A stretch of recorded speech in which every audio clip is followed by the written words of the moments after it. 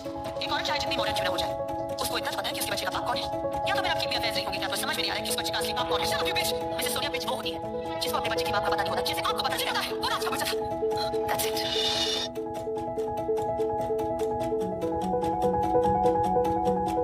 आपने एक video clip देखा जिसमें एक लेडी लॉयर एक लेडी से नहायत वल्गर किस्म के सवाल पूछ रही है जो कि against the decency of the women है। अब अगर डिसेंसी ऑफ द वुमेन की बात करें तो हमारे मुल्क में ऐसे बहुत सारे कवानीन मौजूद हैं जो कि औरत की इज्जत को तहफ़्फ़ुज़ फ़राहम करते हैं। Like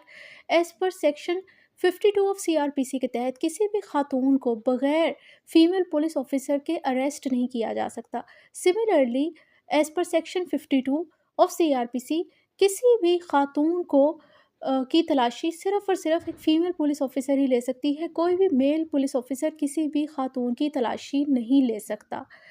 same like that as per section 167 of CRPC किसी भी खातून को नाइट के टाइम, रात के वक़्त पुलिस की कस्टडी में नहीं रखा जा सकता।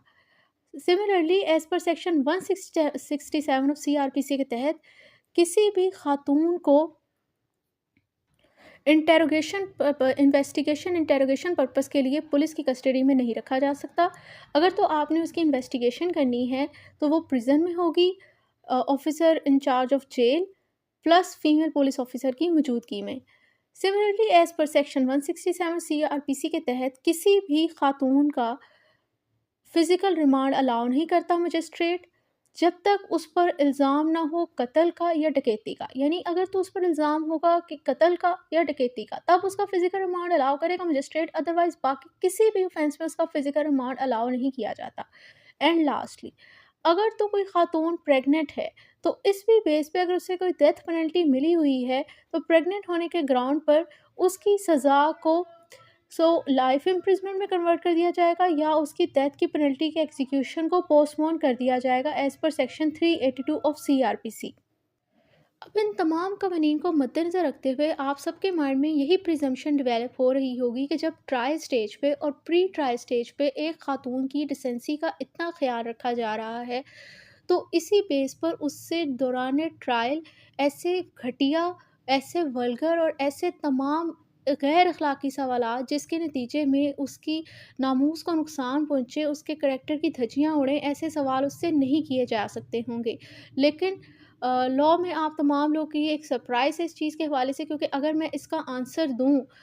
तो उसका सिंगल लाइन में आंसर यही बनता है कि ऐसे सवाल किए जा सकते हैं। अब ये ऐसे सवाल क्यों किए जा सकते हैं, तो ये स्टेटमेंट सपोर्टेड बाय है as per article 143 of the कानून शहादत ऑर्डर, क्योंकि कानून शहादत के आर्टिकल 143 के अंदर ये क्लियर कट मेंशन कर दिया गया है कि अगर तो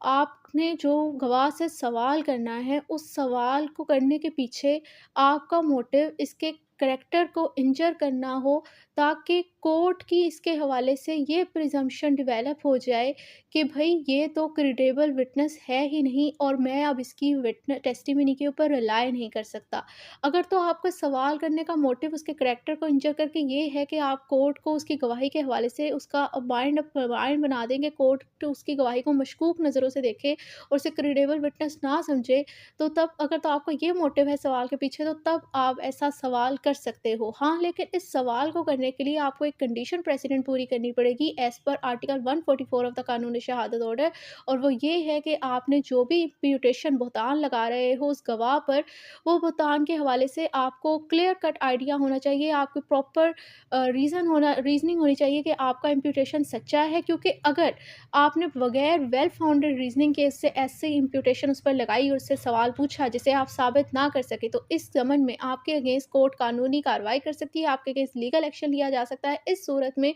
कि आपका लाइसेंस कैंसल कर सकती है court as per article 145 of the कानून शहादत ऑर्डर, क्योंकि वो आपकी रेलेवेंट अथॉरिटी को जहाँ पर आप प्रैक्टिस करोगे आया डिस्ट्रिक्ट कोर्ट में, हाई कोर्ट में, उसे इन्फॉर्म कर देगी सर्कमस्टांसिस को और वो आपके खिलाफ एक्शन लेंगे।